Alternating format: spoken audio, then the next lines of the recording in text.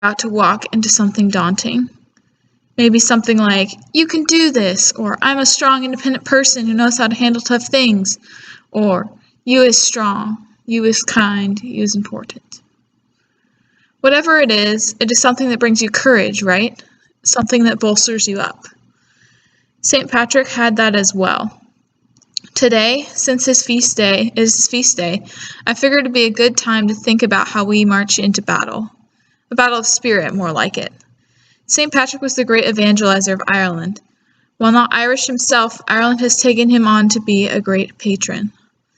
This breastplate of St. Patrick that I'm about to read is fascinating and inspiring. I hope you find something within it. I arise today through a mighty strength, the invocation of the Trinity, through belief in the threeness, through confession of the oneness of the Creator of creation.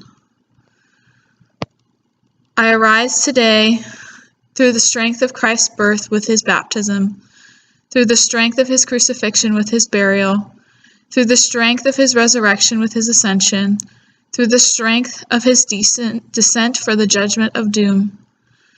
I arise today through the strength of the love of the cherubim, in the obedience of angels, in the service of archangels, in the hope of resurrection to meet with reward, in the prayers of the patriarchs, in the predictions of the prophets, in the preaching of the apostles, in the faith of confessors, in the innocence of holy virgins, in the deeds of righteous men. I arise today through the strength of heaven, the light of the sun, the radiance of the moon, the splendor of fire, the speed of lightning, the swiftness of wind, the depth of the sea, the stability of the earth, the firmness of rock. I arise today through God's strength to pilot me, God's might to uphold me, God's wisdom to guide me, God's eye to look before me, God's ear to hear me, God's word to speak for me, God's hand to guard me, God's shield to protect me, God's host to save me from snares of devils, from temptations of vices, from everyone who shall wish me ill, afar and near.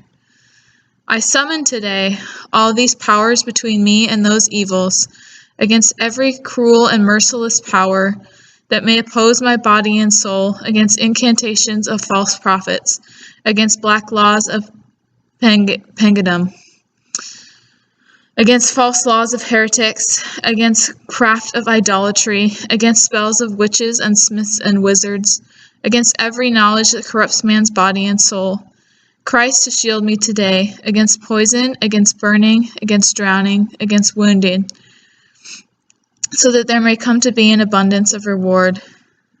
Christ with me, Christ before me, Christ behind me, Christ in me, Christ beneath me, Christ above me, Christ on my right, Christ on my left, Christ when I lie down, Christ when I sit down, Christ when I arise, Christ in the heart of every man who thinks of me, Christ in the mouth of everyone who speaks of me, Christ in every eye that sees me, Christ in every ear that hears me.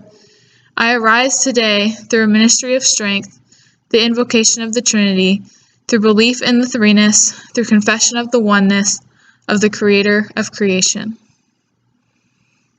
That was St. Patrick's battle cry. That was his mantra when things got tough. St. Patrick's was one of words and not of metal.